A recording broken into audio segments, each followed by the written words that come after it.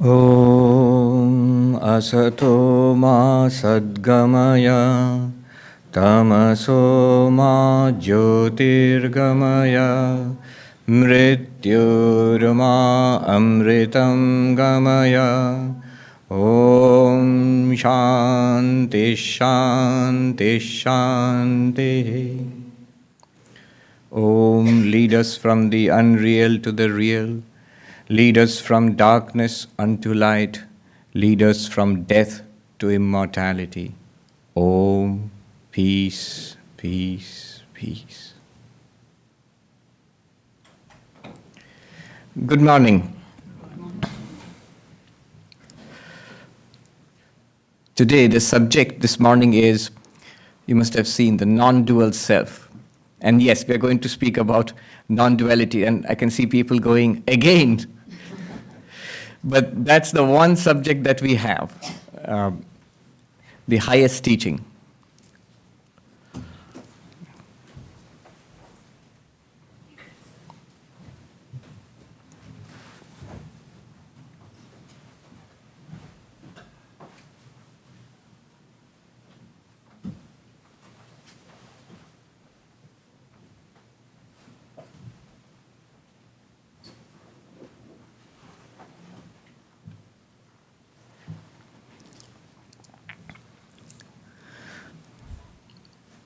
Sri Ramakrishna, in his little room in the Kali temple of Dakshineshwar.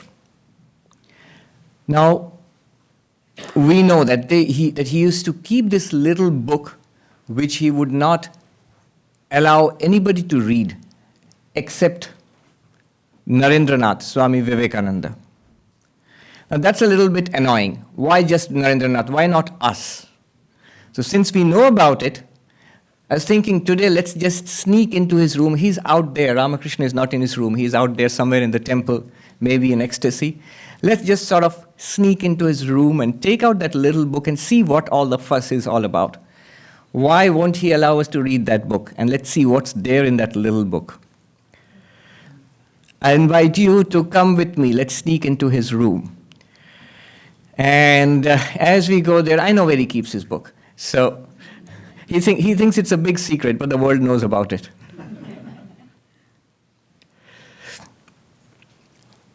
Not that it is directly relevant, but it's interesting that, come in. Don't hesitate there. Yes.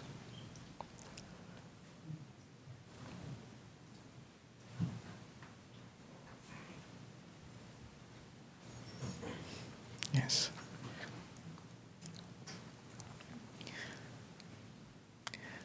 Not that it's directly relevant, but I heard this story from a very senior monk. He was an attendant to Swami Premeshanandaji, who was a disciple of Ma Sharda, and in his own lifetime was regarded as a Brahmagyani, knower of Brahman.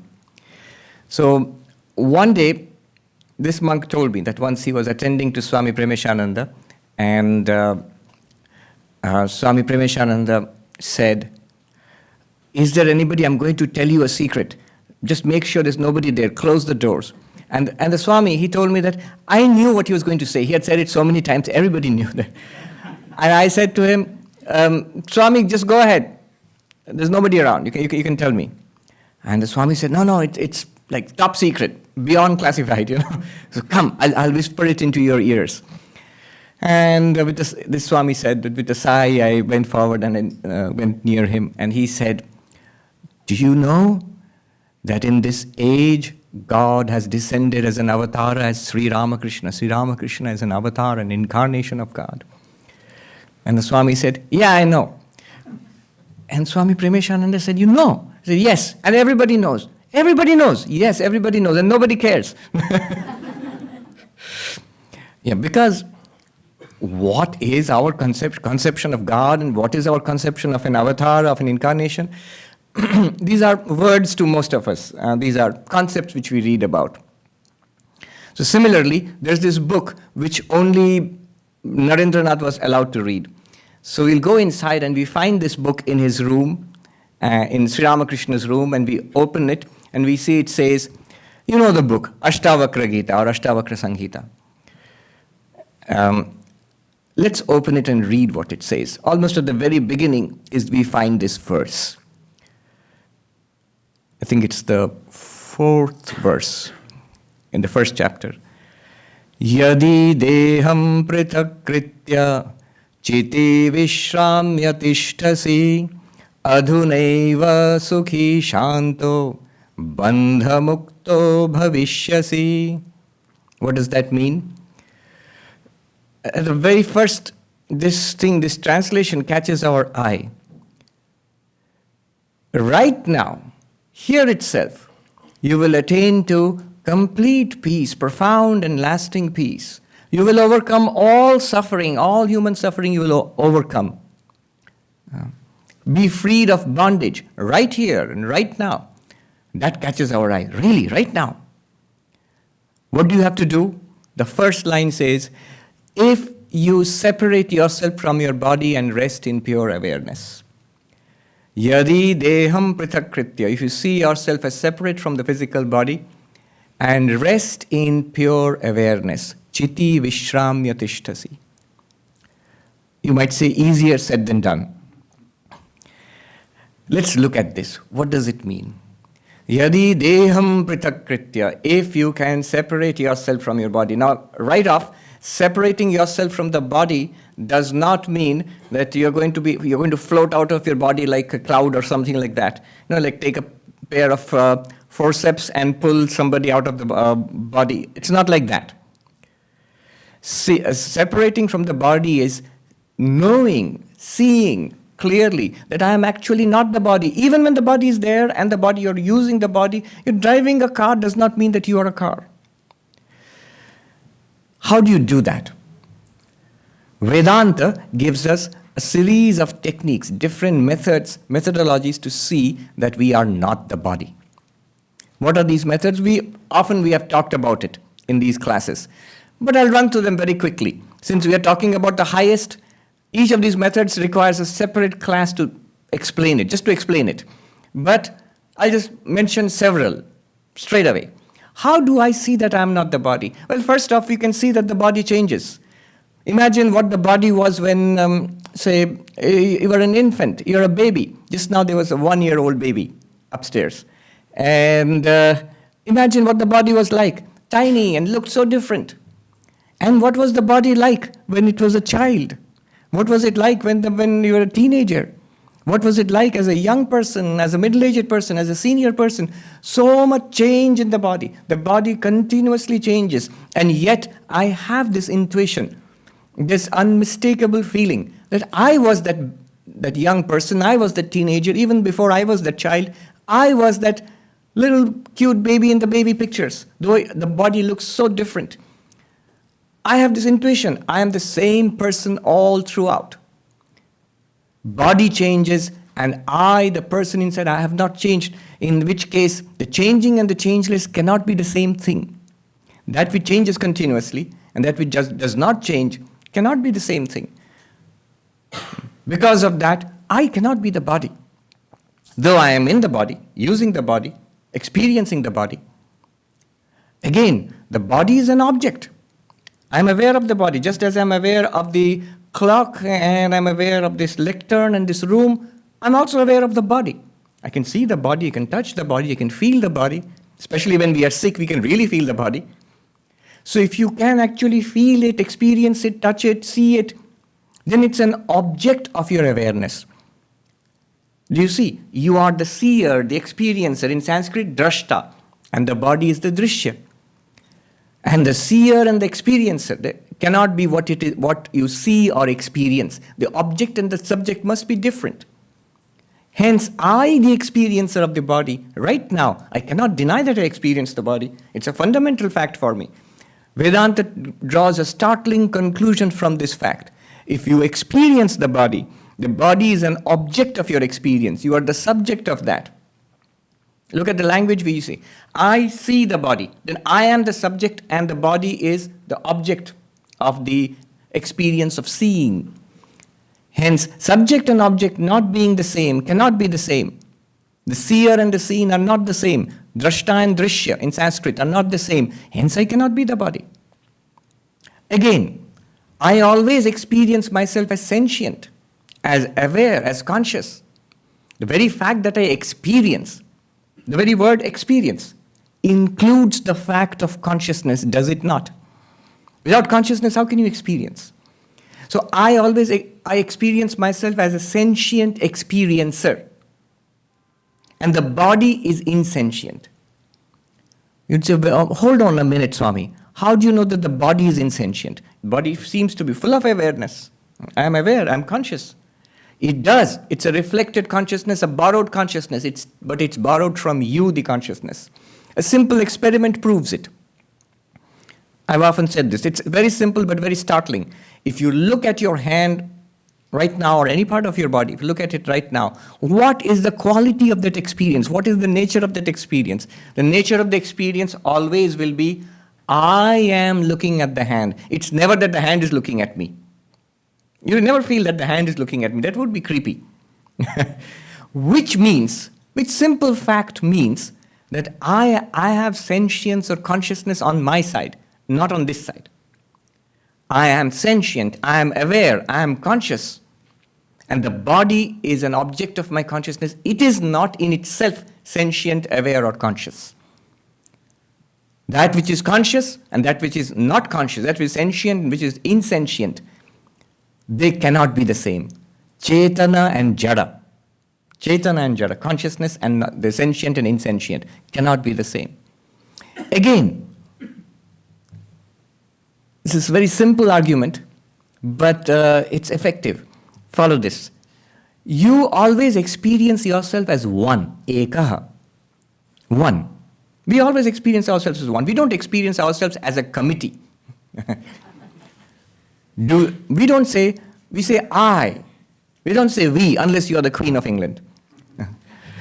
But that's an honorific we. So I, meaning an individual, a unit, one. A partless one. You don't think of yourself as a composite, but the body is made of so many parts. It's multi-part. Is composed, is a composite. Now that which is one and that which is composed of many, how can they be the same? How can they be the same? They cannot be the same. Ekam anekam, one and many. It's a very simple psychological argument, but look at your own experience. Right now, what do you feel like? Do you feel, I am many? If you feel I am many, you're probably including the body and the mind and thoughts and ideas, all of that in the connotation of I. But the I does not include all of this. Those are experienced and you are the experiencer. That experiencer is always experienced as one, and the body is experienced as a conglomeration, as a system of many parts. One and the many cannot be the same, and so on. So, changing and unchanging, the seer and the seen, the conscious and the not conscious, sentient and insentient, one and the many. In this way, we see that there are many, many more ways of understanding this. But all of them point to the fact that though we may be embodied, yet we are not the body. Yadi deham pritakritya. If you can see yourself, appreciate yourself, understand yourself right now as not the body, though you are in the body, embodied, but not the body. Your definition should not be, who are you? Here, I am. This is me. And if somebody holds this and says, what's this? It's me. That's identification with the body. That's identification with the body. This thing is me, and who am I? This. Both ways. Who am I? I am this body. What's this thing? It's me. That is identification with the body. And using such reasoning, it's not just intellectually. Even after this, somebody will, if somebody says, I understand philosophically, intellectually, logically that I'm not the body, but still you have not been able to separate me from the body. I can see some heads nodding. What's it like saying? It's like the there's so many stories like this. There's a person a prince of a kingdom, was lost while they went out hunting. The royal family went out hunting, and the prince was lost in the forest, and finally found by a hunter and brought up by the hunter's family, thinking he was a hunter's son. And when he grew up, by that time, the minister and the royal, they were searching. They found him years later, and they recognized him, and they told him, "You are a prince," and they showed him all the proof that you are a prince, you are not this hunter's son. And the hunter also said, "My son, I actually found you wandering in the forest. What they're saying is true." Now, if this prince/hunter's son says, "Okay, you have logically convinced me that I am not a hunter's son, I am a prince, but you have not actually transformed me from a hunter's son into a prince." What has happened? He gets it intellectually. He thinks that something more has to be done physically. An error which is intellectual, an error which is in the mind, can be removed by knowledge in the mind. Nothing physical has to be done. You don't have to be physically dragged out of your body. Now you are separate from the body. No. You don't have to become a ghost or something like that. You have to appreciate that while I see this body, I am not the body. I am the awareness in which the body appears and functions. Think about a body in the dream. When we dream a whole world.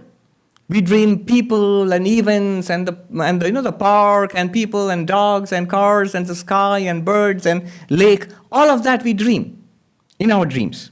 And we do not recognize it's a dream.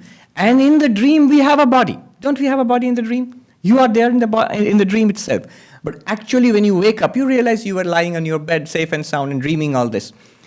Now that body in the dream which you thought you were, was that a real body? Or was that something conjured up by your mind? What was it made of? Was it made of flesh and blood, or was it made of mind? That body? It was made of mind. It was made of imagination. It was projected by the mind. So, in awareness, a body appears.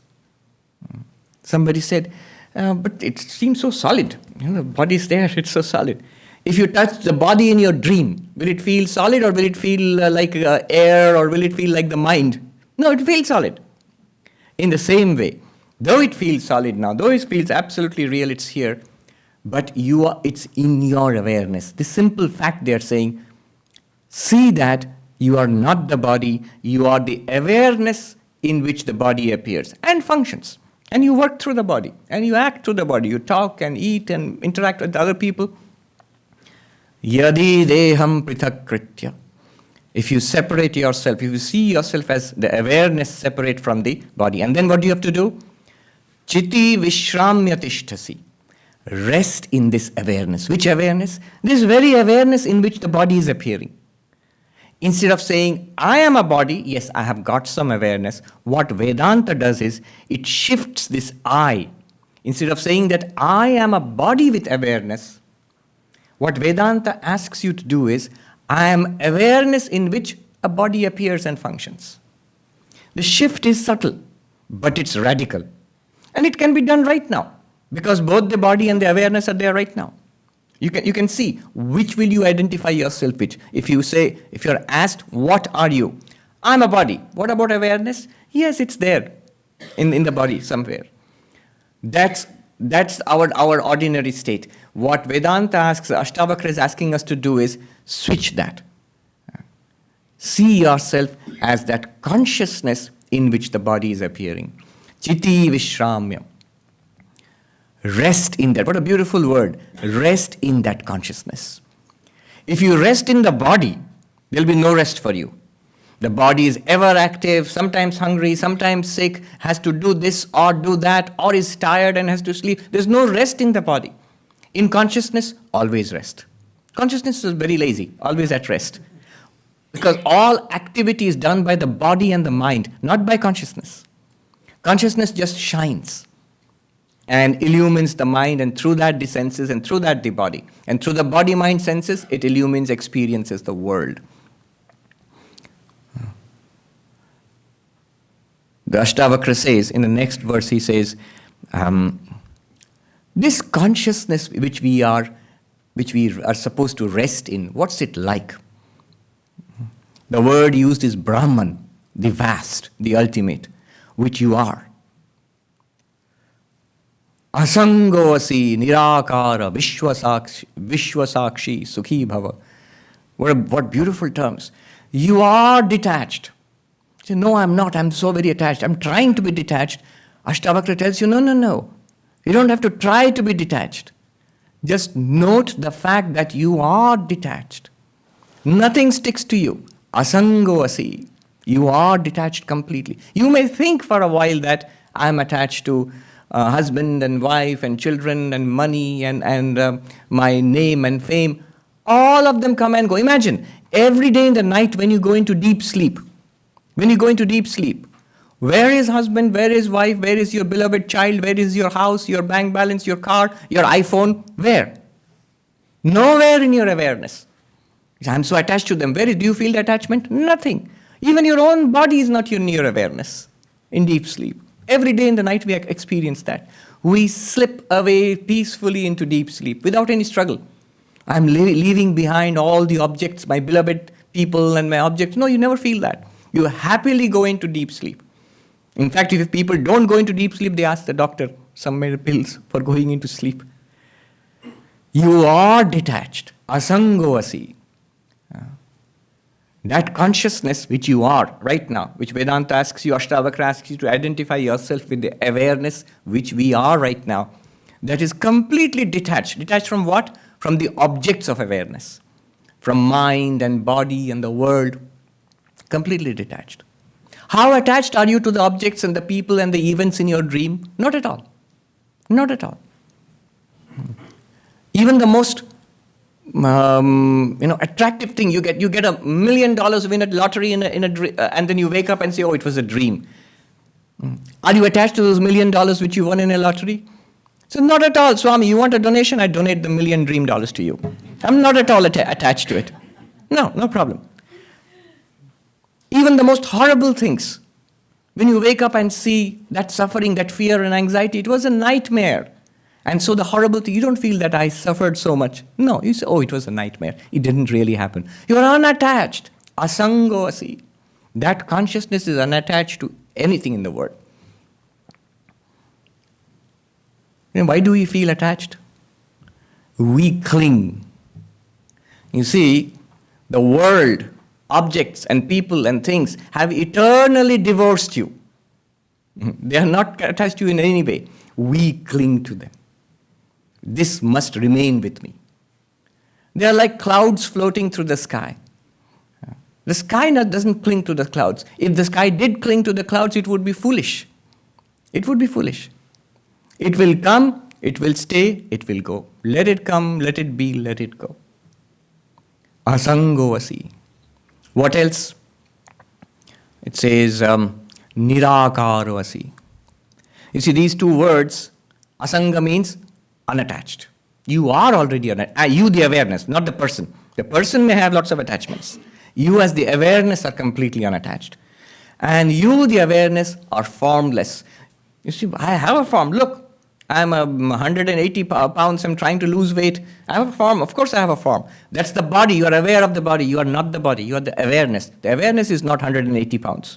The awareness does not need to lose weight. It has no weight.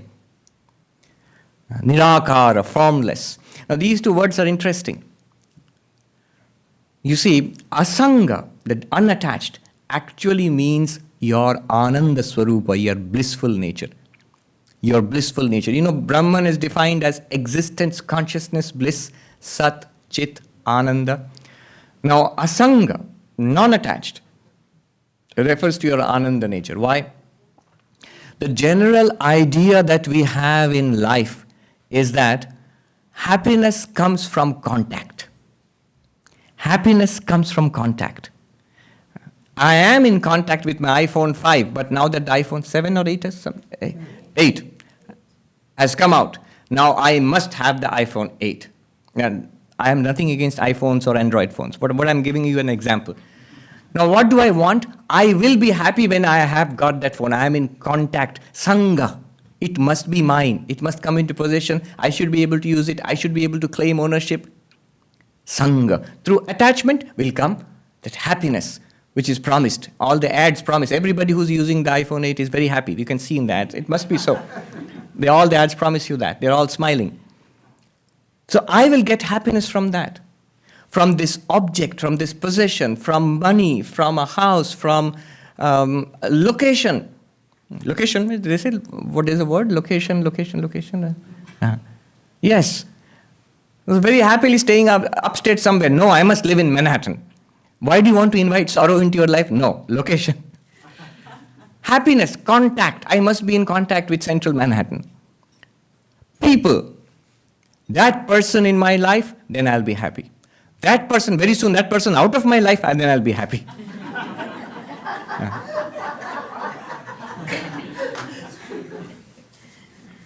In fact, that makes sense. Ashtavakra says that in another verse, Mai ananta maham bodho ashcharyam jiva vichaya. I am an infinite ocean of consciousness. And in me are these strange creatures called jiva, individual sentient beings. They all bubble up in me like little waves and bubbles and foam in the ocean. In me, the ocean of consciousness, these little waves come up. Who are they? They're people. Man and woman and child and husband and wife and father and mother, friends and enemies, they all come up like bubbles in the ocean that I am. Which means, see, he has already detached himself from that personality. I am the background awareness. In this ocean, individuals, they come up like waves. And what do? Ashtavakra is humorous also. He says, Udyanti gnanti khelanti pravishanti swabhavata. The waves come up. They are born. People are born. They come into being. And khelanti, they play with each other. One Swami who was teaching us, a very humorous old Swami, he's saying, they play with each other. I love you, I love you. And then gnanti, they clash with each other. I hate you, I hate you. And then pravishanti, and then they all subside back into the ocean from which they came. Death, gone. This is the play of life. If you are attached to being a wave, suffering comes. Because limitation, birth, old age, death, constant contact and association and dissociation, suffering. If you are the ocean itself, if you are the background awareness, joy. The whole thing becomes a game which you can fully enjoy. You can enjoy the contact, you can enjoy the association, you can enjoy the dissociation also. Because all that you come into contact with is you, the awareness, in those forms. The waves are what? They are the ocean itself, the water itself. All that you are dissociated with, they float away from you, are you yourself. You never lose them. Even in death, beloved persons who are dead and you grieve for them, at our level, at Ashtavakra's level, it is not necessary. Because what they are in essence, that existence consciousness place, you are, that Brahman, from which they appeared, in which they existed, your beloved persons, into which they merge, that's you. A person, a very beloved person you see in a dream, and he or she dies, and you grieve in a dream, and you wake up, and what do you realize? That particular person in the dream was born of your own mind, and you loved that person in your own mind, and that person died and merged back into what? Into your own mind. Nirakara, asanga.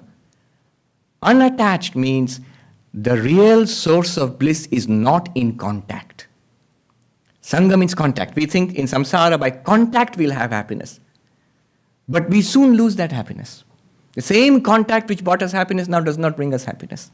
Why? Because it's not contact which gives you happiness. Sangha, attachment does not give you happiness. It's your own self, that awareness, which is in itself ananda, bliss. That bubbles forth into the happiness that we experience. Shankaracharya says, within each of us is an ocean, is that ocean of bliss, a drop of which people in the world are crazy after. It's the spray from the ocean of bliss within each of us. It's the same ocean of bliss. It's just a spray from it, which people are running out to get in the world. Asanga means without any contact. You are the ocean of bliss. You are in peace yourself. You are complete in yourself. And nirakara, formless, it's very interesting. It means we think what is real, things which have form. Here is a table, it's real. Here is a clock, real. Here is a man and a woman and a room, they are real, they are forms. But these forms all arise from the formless, exist in the formless, and melt back into the formless. What formless? Which you are. The real you. That Nirakara refers to Sat, pure existence. Things exist, they have form. Pure existence has no form. Nirakara refers to pure existence, being itself, from which all things which exist borrow or draw their existence. You are that source of existence, being or Sat. Vishwasakshi, you are the witness of the universe. To be a witness, you must be consciousness.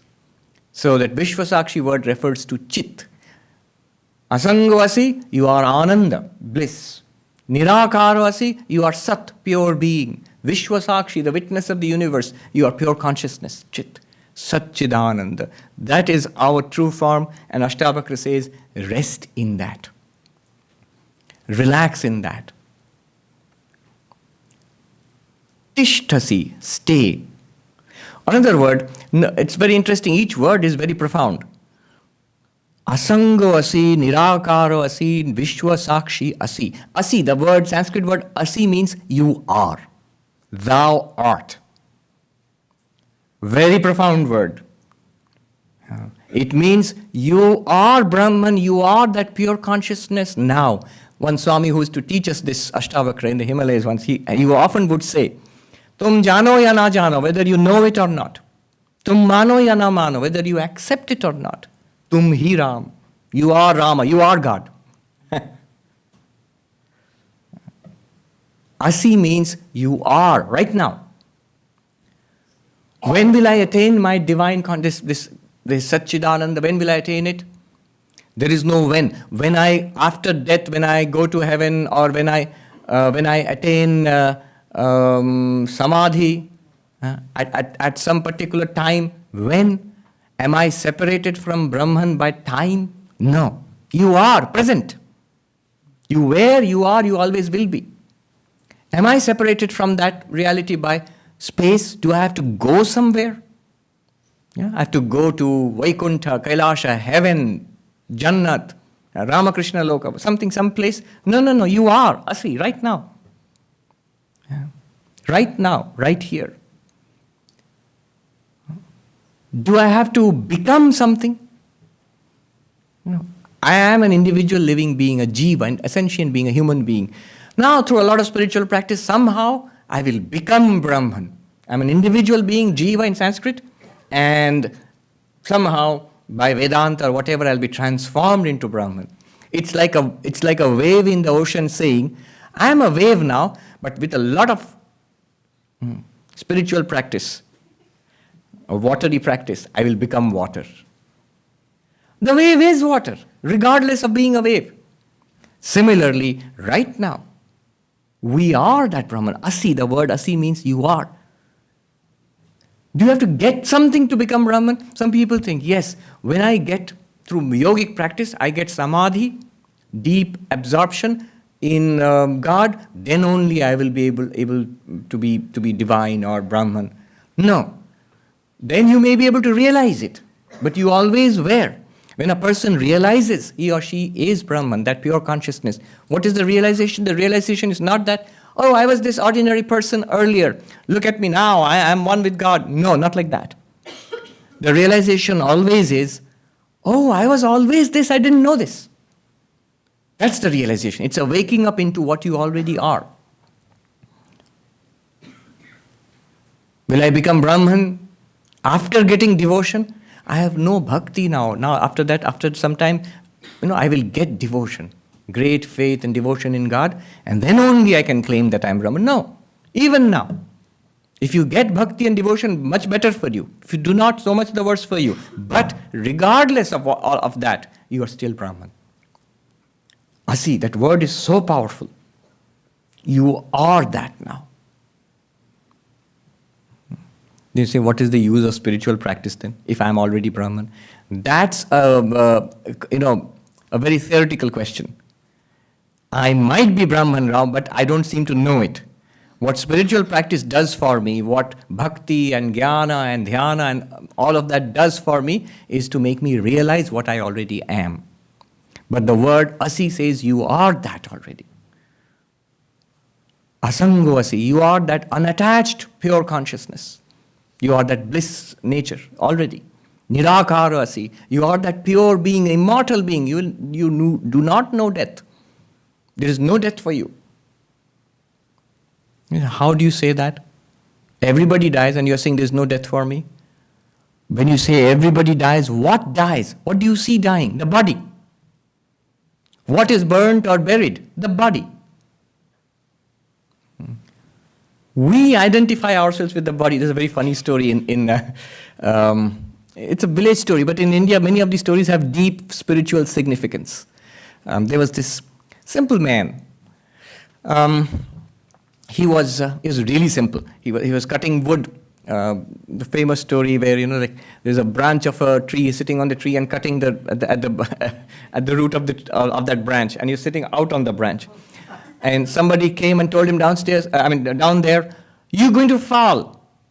And this young man, who was very simple, he said, no, I'm not. I know what I'm doing. And very soon, of course, he did fall. When the branch was cut, he came crashing down.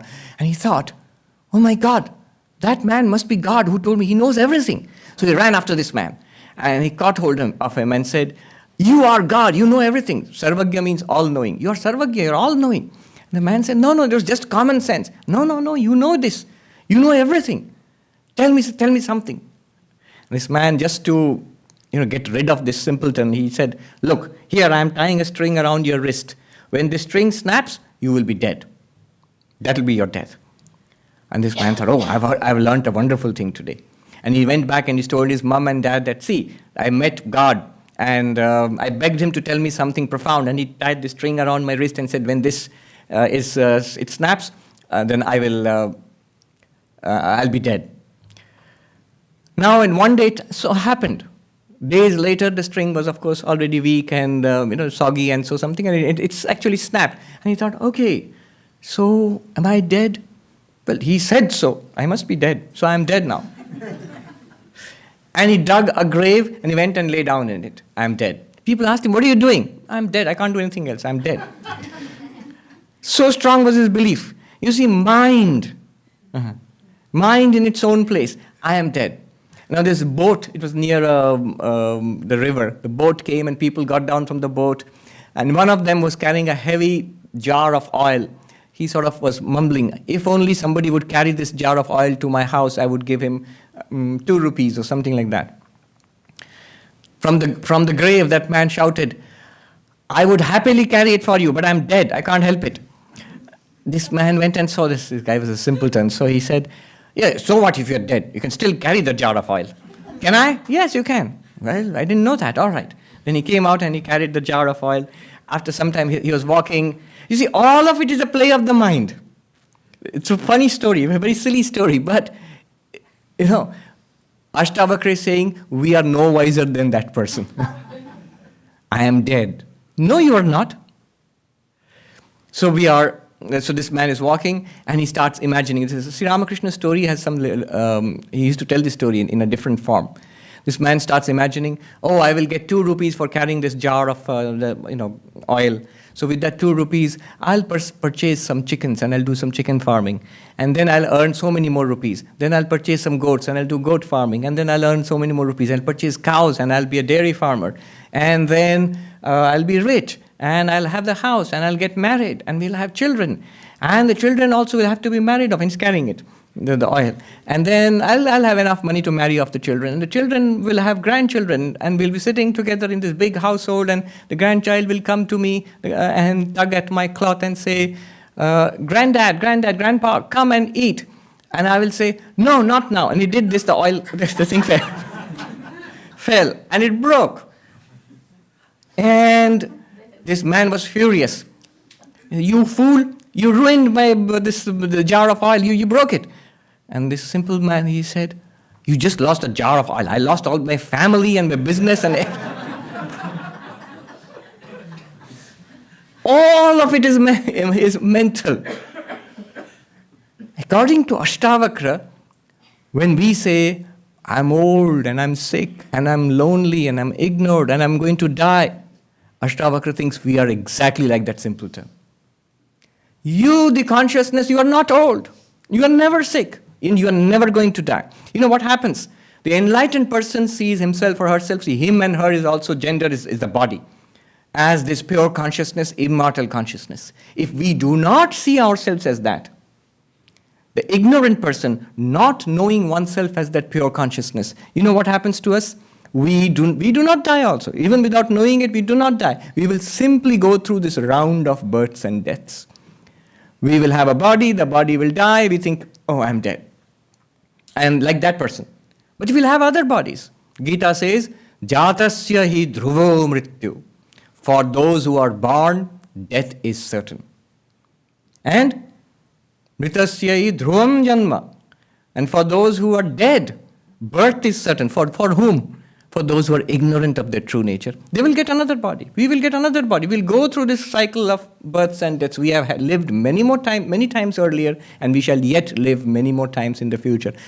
Not a good thing. Because we continuously experience death after death. The Upanishad says, the one who sees the manifold here does not see the one consciousness behind. That one goes from death to death.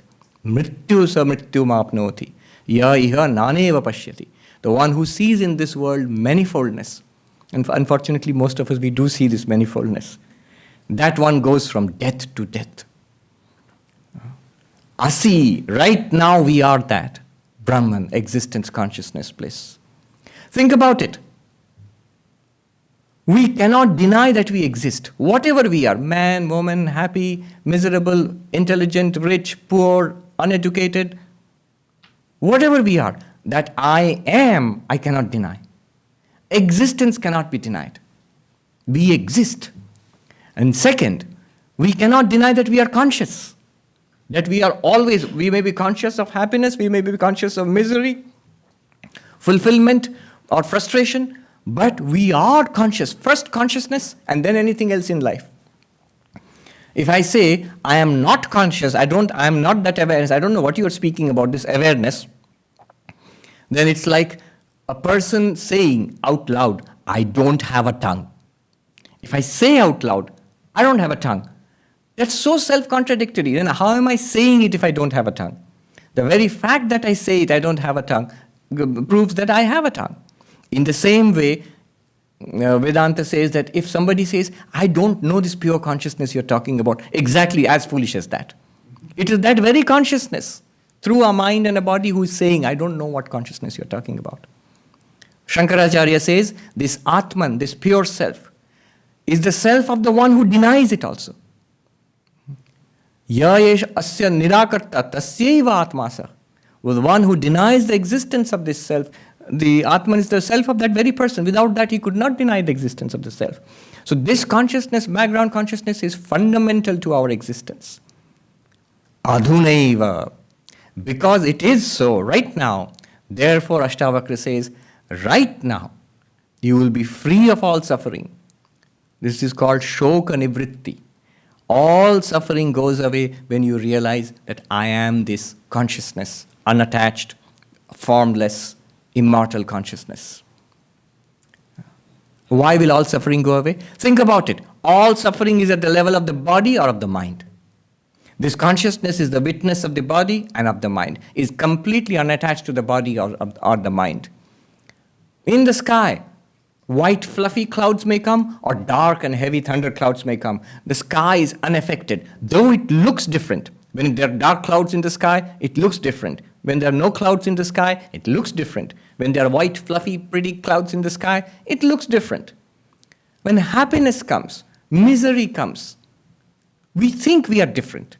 But it is the same untouched consciousness which shines upon the dark clouds of misery, the white, fluffy clouds of happiness, or the blankness which is in between.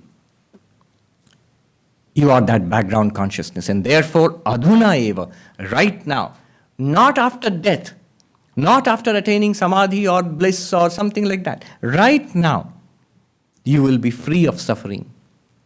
Shanta. Shanta means sarva upadrava shanti. All suffering ceases. But one must not make a mistake here. One must be careful.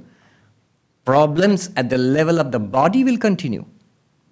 I've often given examples. Swami Shivananda, I read this little letter. Swami Shivananda, the disciple of Ramakrishna, he is writing in his old age to another monk. The body is not at all good. It is deteriorating day by day. There is pain and suffering in the body. But the vision of Satchidananda, existence, consciousness, bliss, is ever before me. I am that. That means it's ever there. Therefore, he writes, I do not care about the body. And he writes, it's so touching, I pray to Sri Ramakrishna that he may grant you such a vision too in your life. So you transcend. Adhuna, in this body itself you transcend, but it does not mean the problems of the body will get solved. The knowledge of Brahman is not an anesthetic. That there is a pain in the body and if I have Brahman knowledge.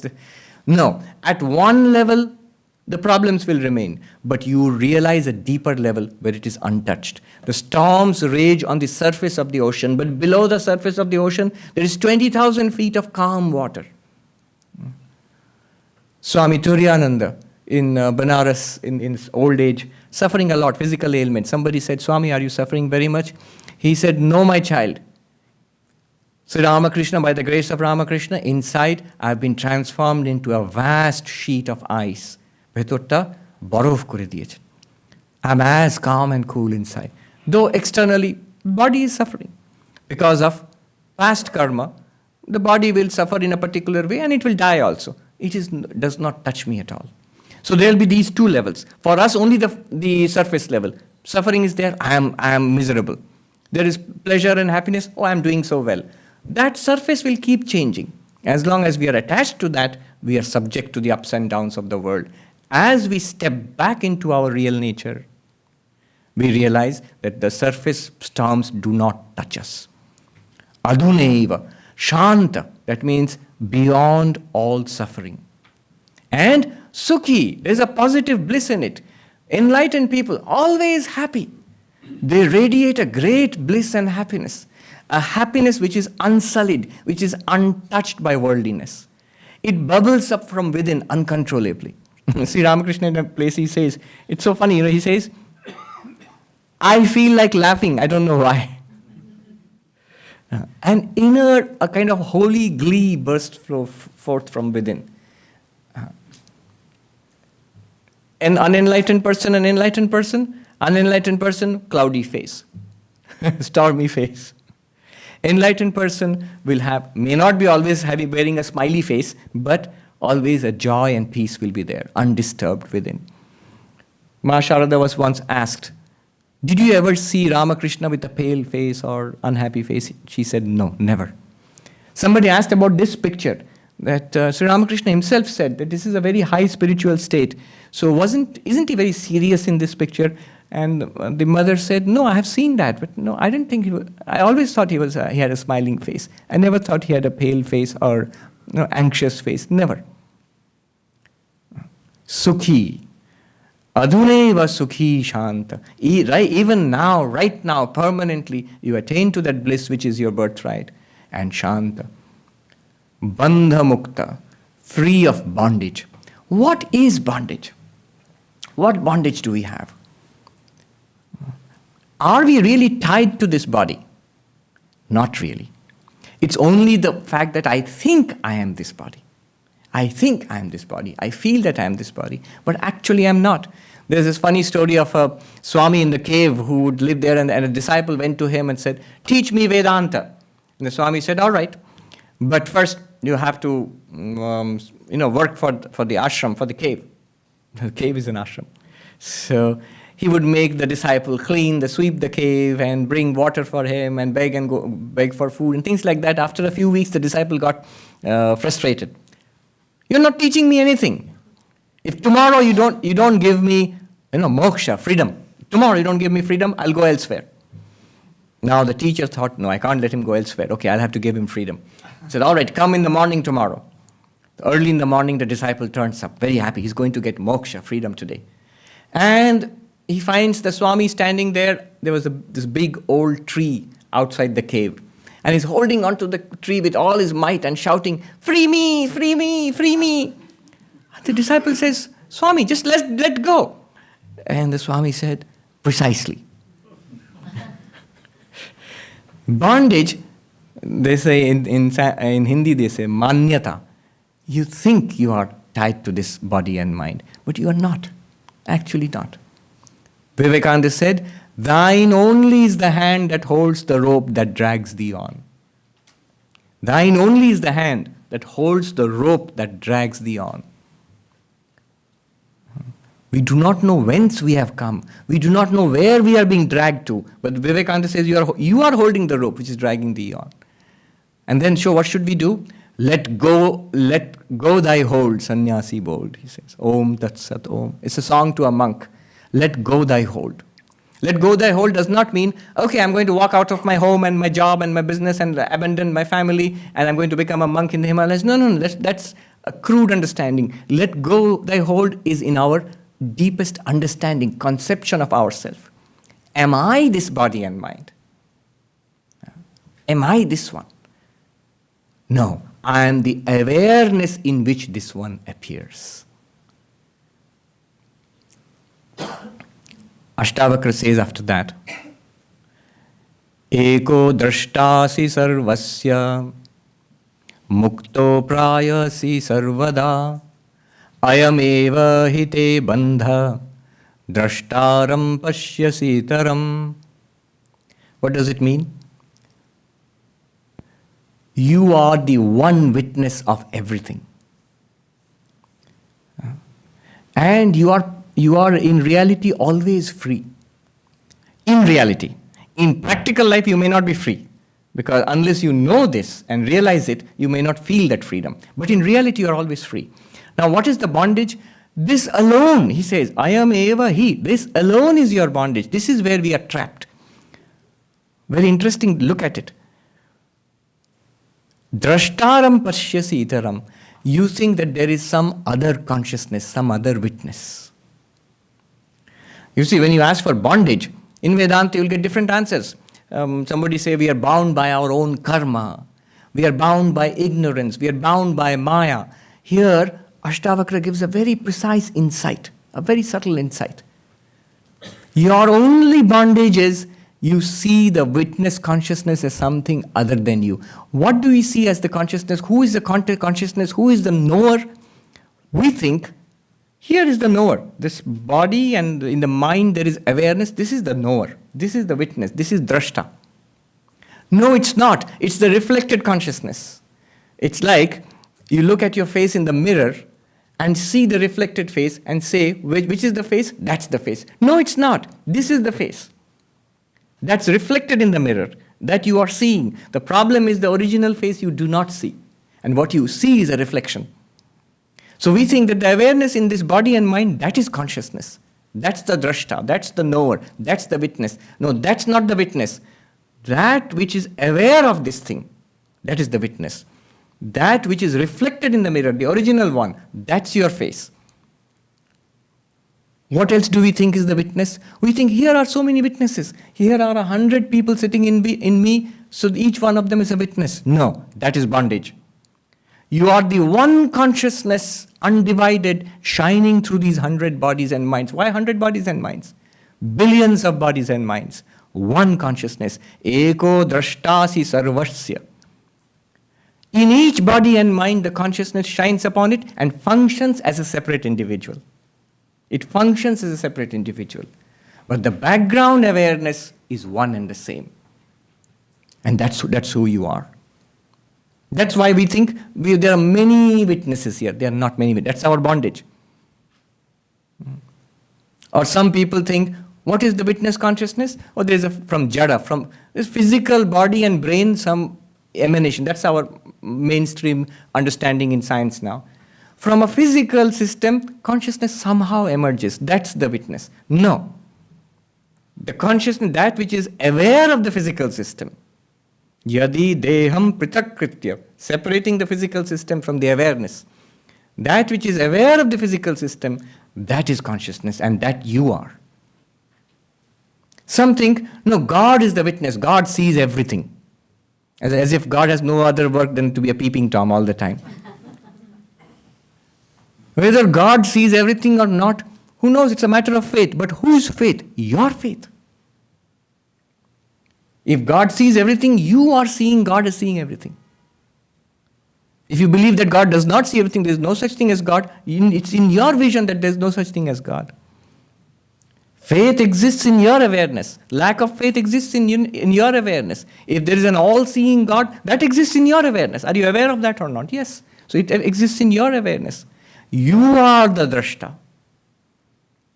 Not this person with the reflected consciousness. Not 100 people who are witness consciousnesses. No. You, the original consciousness, in and through everything. You are this witness consciousness. Eko drashtasi sarvasya. One witness of everything in the universe. That you see the witness as different from you, that is your bondage. Ayameva dhite bandha. This alone is our bondage, that we see the witness as different from us. I am the witness consciousness in all beings.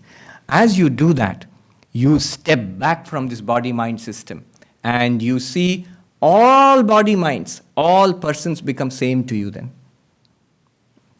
This particular body-mind is not special anymore. All bodies and minds are same to me now. I am the witness of all bodies and minds. This samadarshitva comes. This is, it proceeds in this way. First, in Vedanta, is the stage which we call viveka. Viveka means separating. Sri Ramakrishna uses very nice language. Sugar and sand are mixed up. The ant can separate them. Water and milk are mixed up.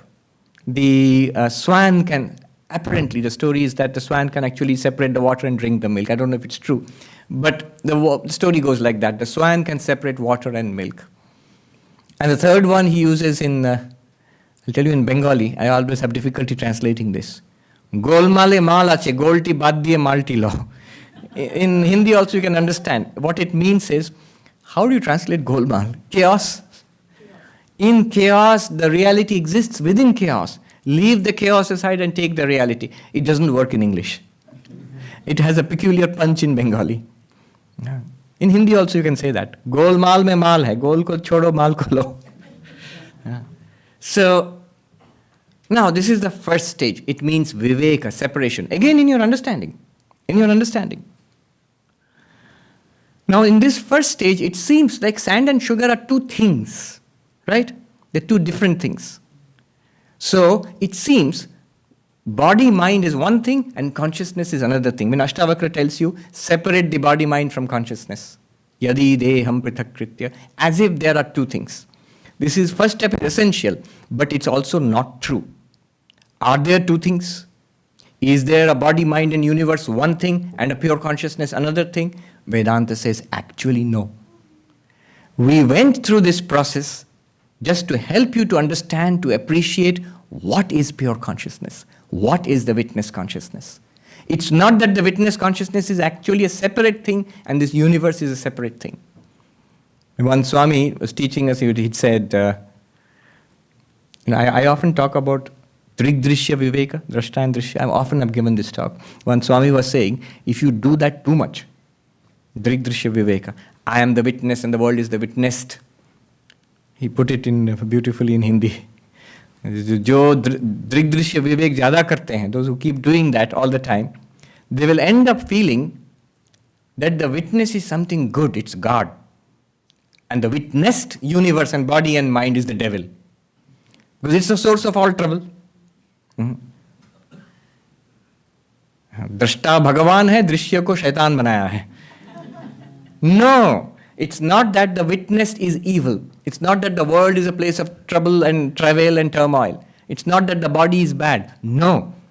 In the second stage of Vedanta, it says that you realize this witness consciousness alone appears as the mind and the body and the universe. In your dream, when you separate yourself as the dreamer and this is the dream, but what is the dream is also the dreamer. The dreamer alone appears as the dream. Everybody in your dream is you. There's a great scholar, who would engage in debates, and he was proud of defeating everybody in a debate. One day in the morning, he was sitting very sad and frustrated and depressed. And his disciple came and said, "Oh, master, what's wrong? You look very sad." He said, "Oh, last night I had a dream that another great scholar came and challenged me, and we had a great debate, and I lost the debate.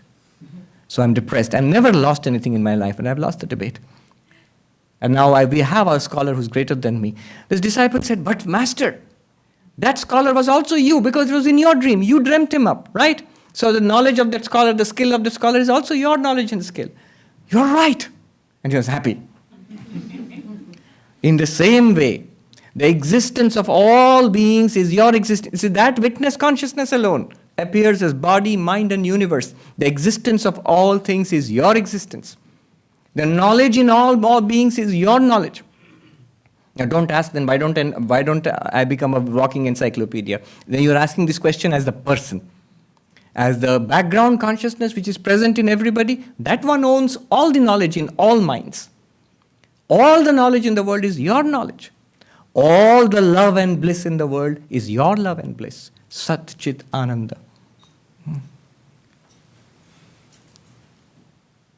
So the second stage in Vedanta is that I'm not only the witness consciousness. This witness consciousness, drashta, is Brahman, the reality of the universe, Sat Chit Ananda. That's the second stage. This stage is called real enlightenment, jnana. Not the first one. The first one is separation, vivek.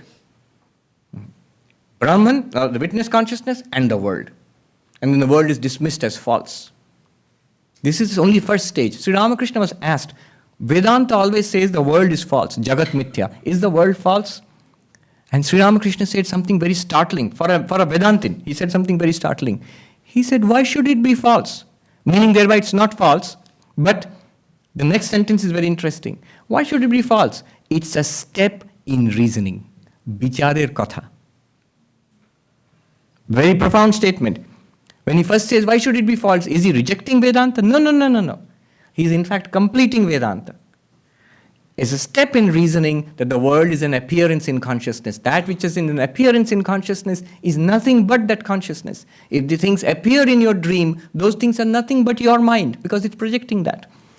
So everything that appears to you is Brahman, is your real self. You are everything.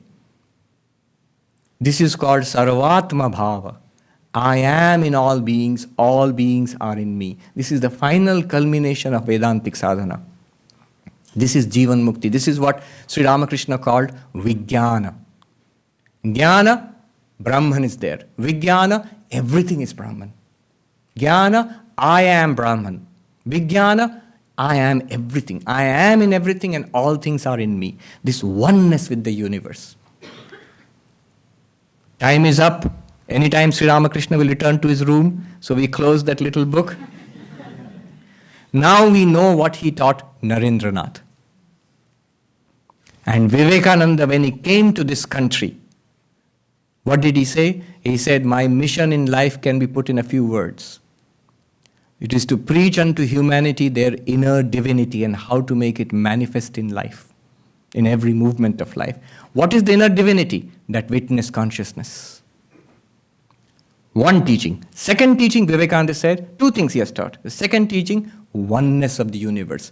The divinity within all human beings, within all of us, first teaching. And the second teaching is the oneness of all existence. The first teaching is yadi deham prithakritya. If you step back from the body and mind to the witness awareness and rest there, that's your divinity. And the second teaching is this one is common to all existence. You are not the water in one wave. Rather, you are the water in which then all the waves and indeed the ocean exists in you. Wave, individual being. Ocean, Bhagavan, Ishvara. Water, Nirguna Brahman, in which God is also there, individual is also there. You are that background water, that existence, consciousness, bliss, in which God and universe both appear. That oneness of the universe was Vivekananda's second teaching. So two teachings he has given all throughout his life. In his brief period of teaching in India and in America and other places, the divinity within us, that you are this immortal witness consciousness, and the oneness of all existence. That this immortal witness consciousness is Brahman, the absolute, which appears as this entire universe. As we sneak out back from the room, before Ramakrishna comes back and sees that we have read his secret, so we see that that is the secret which Vivekananda taught in modern language all over the world. Now, just one word of caution before I end. There is a reason why Ramakrishna would not teach it to everybody. The reason is there's a chance of confusion. You say that if you are convinced, and if you're not convinced, I see a lot of non-convinced faces. So if you're not convinced, you can always ask questions afterwards in the question and Q&A session. We'll talk about it. There is a danger of, oh, then why should I meditate? Why should I worship God? I am God after all. Yeah, that way lies disaster. So that's why meditation and devotion and faith and service, karma yoga, bhakti yoga, raja yoga, all of them are very important as support structures for this knowledge. This knowledge is the primary goal, but this knowledge will depends on those practices. Those practices are essential for preparing the mind for receiving this knowledge. With those practices, enlightenment. I am Brahman. I am free. Without those practices, it's nice philosophy, so what? All right. Om Shanti Shanti Shanti Harihi Om Tat Sat Shri Ram Krishna Arpanam Astu.